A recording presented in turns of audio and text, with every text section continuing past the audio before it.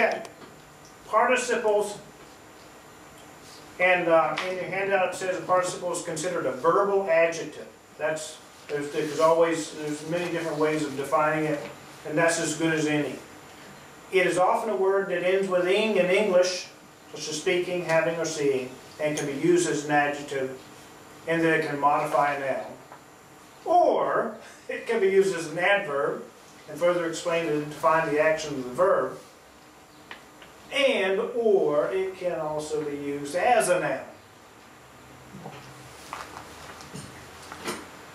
We'll begin talking about tense and participles, and this is an important aspect and one that isn't normally stressed enough in terms of translation.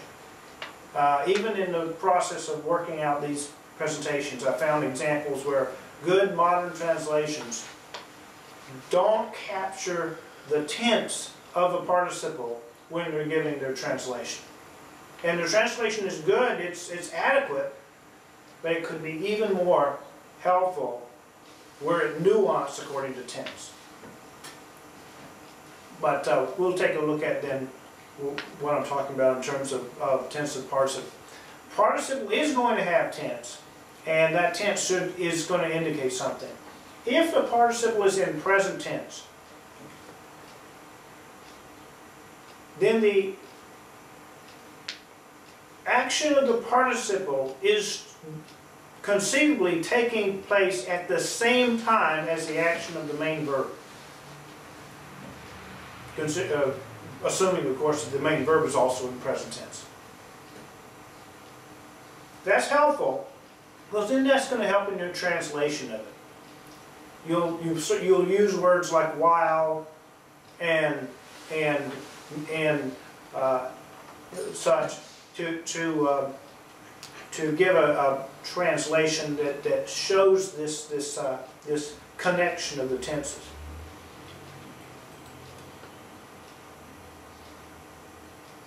Let me go back here.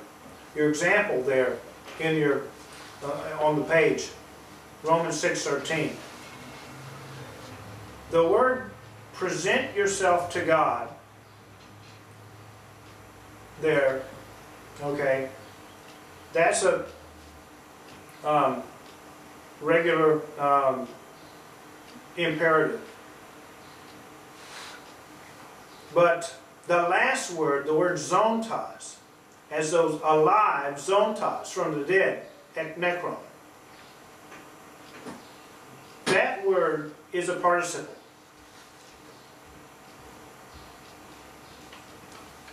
And so the concept there is he's playing on the concept of presenting oneself, and normally one presents themselves dead. I mean, one is presented, something is presented as a sacrifice dead. But here, the emphasis is on keep presenting yourself actively as alive from the dead. So there is an import there in the use of the present tense in the participle. Now he could have used an aorist participle there, and it would have said the same thing without the emphasis on an active time, an emphasis on an action that is taking place at the same time. So that's one of the significances of a present tense participle.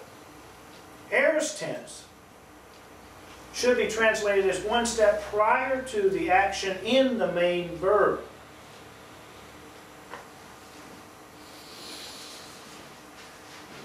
Now, this is kind of hard to get a grasp on. What do I mean by one step prior? It means that the action in the aorist tense takes place, and then the very next thing that takes place, or the thing that logically comes from that, is the action in the main verb. But here's an example of how it's used in Romans 6:9. Knowing that Christ, having been raised, egertheist, from the dead, is never to die again. Okay. So the concept is, Christ is raised. As a consequence of that, the main verb, he is never to die again. Another way that we could translate that expression is, Christ, after he was raised, is never to die again. And in fact, there's a lot of times when you encounter these aorist tense participles, the word after is a good term to use to set that participial phrase apart. Because it's expressing an action taking place one step prior to the action in the main verb. And that's the way we do it in English. See, after I got up, I ate breakfast. Getting up was one step prior to the action of the main verb. That's what an aorist tense participle can do in terms of tense. Perfect tense. Perfect participles are one step prior with results the same time as the main verb.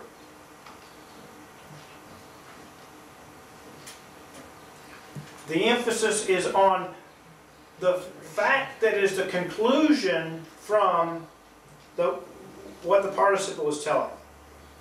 And John 7:15 is an example here. How has this man become learned? Having never been educated. That having never been educated is the perfect participle.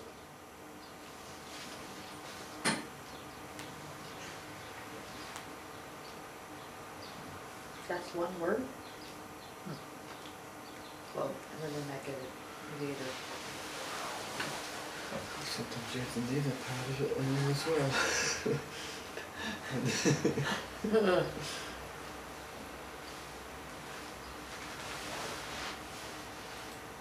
Future tense participles are one step after the action in the main verb.